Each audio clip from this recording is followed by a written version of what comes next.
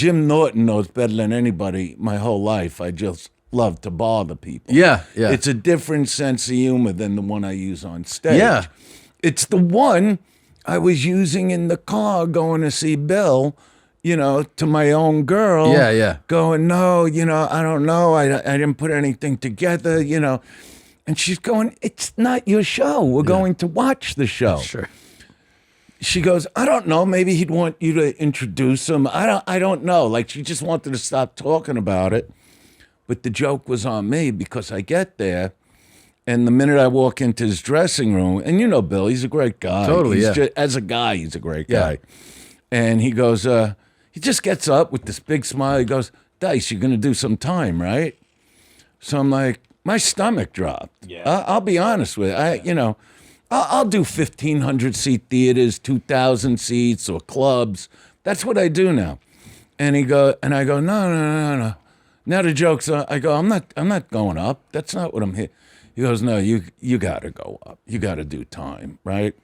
And then I get introduced, and the minute I went up, the place went nuts. It went in Jersey. Nuts. No, this is the Jersey show. right? Okay. And because I've been thinking about like maybe going bigger again, but you get a little older. It's like no matter how you train, you're still a little older. Like to face those kind of crowds, which because you're doing it. Now. It takes like, how old are you? I'm 45. Okay, 45. You're nothing. You're a child as far as that's what happens when you hit like 60. You know, you look at a 45-year-old guy going. Because I remember my father telling me at that age, he goes, "You don't even realize how young you are. Right. You're a kid." That's how the older generation. That's just how it goes. So I go on the stage, I kill the crowd, and my girlfriend's like, "You see, you can do it. See, that was nothing for you." All right, so I don't know if it was 2 weeks later. Now, like I told you, I became friends with Guns N' Roses in '88. So around '92, I get a call from Axl. He's crazy. doing but I was friends with them. I'd go to the rehearsal studios. I'd sit in, jam with them on the drums. Yeah, at the rehearsal place with Slash and Duff. They'd come to my apartment 3 a.m. We'd go to the Rock and Roll Ralph's on Sunset, and I'd annoy people in the parking lot, only without the phone. So I get a call, and I was starting to get claustrophobic in the arenas. It was already like 3 or 4 years of arenas, and he goes, "I'm doing." This is Axl Rose talking common sense now. Mm-hmm. The Axl, Yeah. He goes, "I'm doing the Rose Bowl, and I want you to be our guest, and go on after Metallica." Oh, my fucking God. And I'm going, I can't do it, Axl. I go, just being closed in like that, He goes, "Dice, it's going to be over 100,000 people." He goes, "And you're going to be outside." He goes, "Just look at the stars." So it made sense to me. Yeah. So I come out, and the minute I came out to We Will Rock You, and the whole audience got up. It was amazing. Yeah. An amazing feeling. So now here we are all these years later. I just did the Bill Burr thing. It was like this past November or something. And so now I get a call on a Monday night from their road manager that they're going to be at the MetLife, which is the old Giants Stadium in Jersey. This is in like the beginning of December. We want you as a special guest. Can you do it? And I'm like, when? Tomorrow night. And, my girlfriend's like, she also watches out for me, my health, everything. And she goes, "You don't have to do it." I go, "Yeah, but I do." Yeah. So I show up. At MetLife. 60,000 people or more, something like that. Now, I don't see him because I'm in a dressing room hanging with Duff. And now when Tom Mayhew, the road manager, goes, "All right, it's time." As we're walking, I'm seeing through the bleachers just as far as the eye could see, and I'm going, "Oh, my God." I go, and I'm thinking, well, these are the stories I told my girlfriend.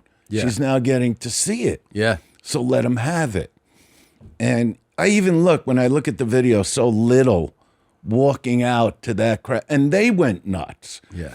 But the difference is, it's not a comedy crowd. Yeah. They're not there for comedy. Yeah. They're there for rock and roll. So you're taking a chance. Definitely. And I slammed them for about 15 minutes. Yeah. So now I see Bill Burr is coming to the Garden in December, and I called him, you know. Yeah. And because that is my place, you know. And he goes, Dice, you want to be my special guest? You got it. That's how simple it is to him. Yeah. You know. And that's where I meet you. Yeah. You know. I think right before I was going on. Right before you went on stage, man. You know, and I remember, and it was just easy. You know, that's how I felt about it. And I remember his manager telling me after, he goes, you just played an arena like it's a 200-seat club. Yeah. You're heckling people. You're picking on people. Yeah. Like, he loved when I looked at a girl, remind me to pinch your tits after the show, and the place went fucking nuts. Yeah, it did. You know, I want to feel my balls banging against your little pop socket over there. You know, and he's going, who does that? It's an arena. It's fucking crazy. crazy. And Bill was so funny because when he came up after, he goes, well, it's nice to see Dice is mellowed in age. You know, so, but that really did turn the switch on because, you know, a lot of people would call me like the Rocky of comedy type of thing. Sure. So I get that in me. So now there's, you know how you don't mention deals till there's a deal? Yeah.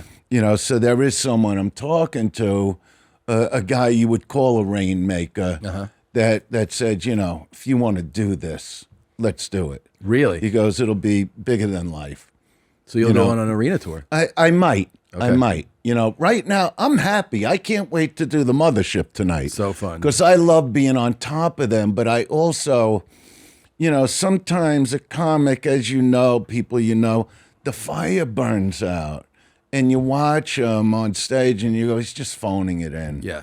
See, I'm not that guy. No. Bert and Tom and Bert. One goes topless while the other wears a shirt. Tom tells stories and Bert's the machine. There's not a chance in hell that they'll keep it clean. Here's what we call 2 bears, 1 cave.